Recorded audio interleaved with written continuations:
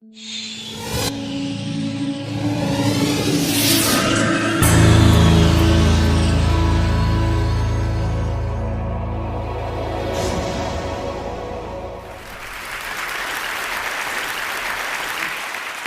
wonderful to be here, to talk about my journey, to talk about the wheelchair and the freedom it has brought me. I started using a wheelchair 16 years ago when an extended illness changed the way I could access the world. When I started using the wheelchair, it was a tremendous new freedom. I'd seen my life slip away and become restricted. It was like having an enormous new toy. I could whiz around and feel the wind in my face again. Just being out on the street was exhilarating.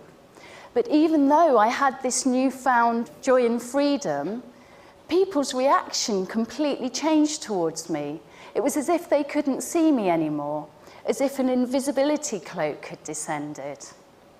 They seemed to see me in terms of their assumptions of what it must be like to be in a wheelchair. When I asked people their associations with the wheelchair, they used words like limitation, fear, pity, and restriction. I realized I'd internalized these responses, and it had changed who I was on a core level. A part of me had become alienated from myself. I was seeing myself not from my perspective, but vividly and continuously from the perspective of other people's responses to me. As a result, I knew I needed to make my own stories about this experience, new narratives to reclaim my identity. I started making work that aimed to communicate something of the joy and freedom I felt when using a wheelchair, a power chair, to negotiate the world. I was working to transform these internalized responses, to transform the preconceptions that had so shaped my identity when I started using a wheelchair by creating unexpected images.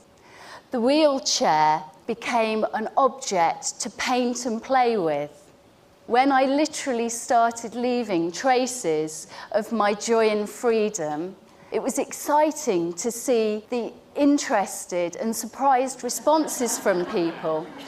It seemed to open up new perspectives, and therein lay the paradigm shift. It showed that an arts practice can remake one's identity and transform preconceptions by revisioning the familiar.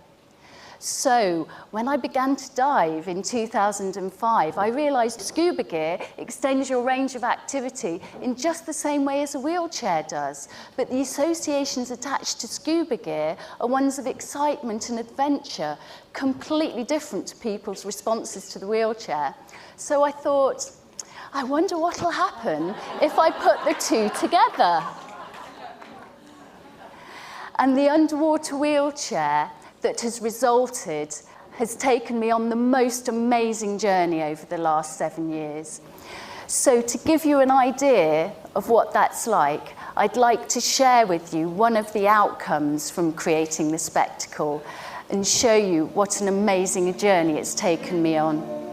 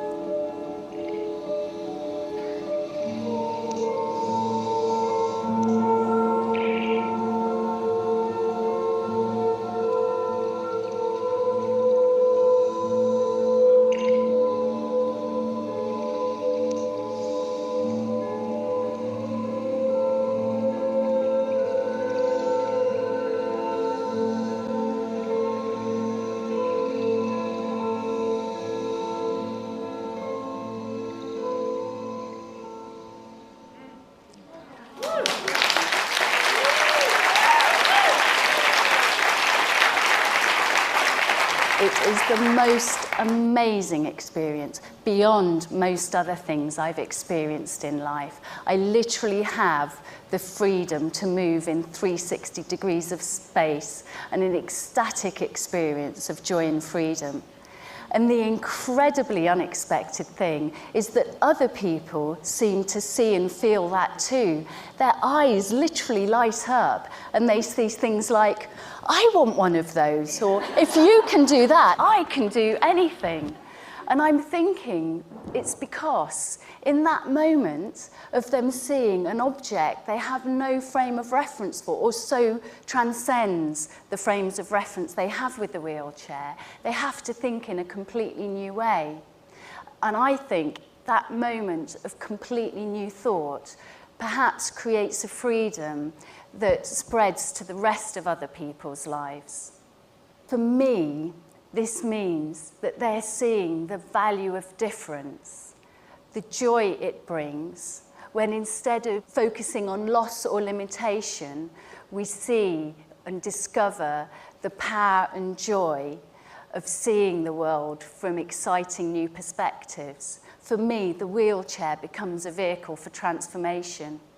In fact, I now call the underwater wheelchair portal because it's literally pushed me through into a new way of being, into new dimensions and into a new level of consciousness. And the other thing is that because nobody's seen or heard of an underwater wheelchair before, and creating the spectacle is about creating new ways of seeing, being and knowing, now you have this concept in your mind. You're all part of the artwork too.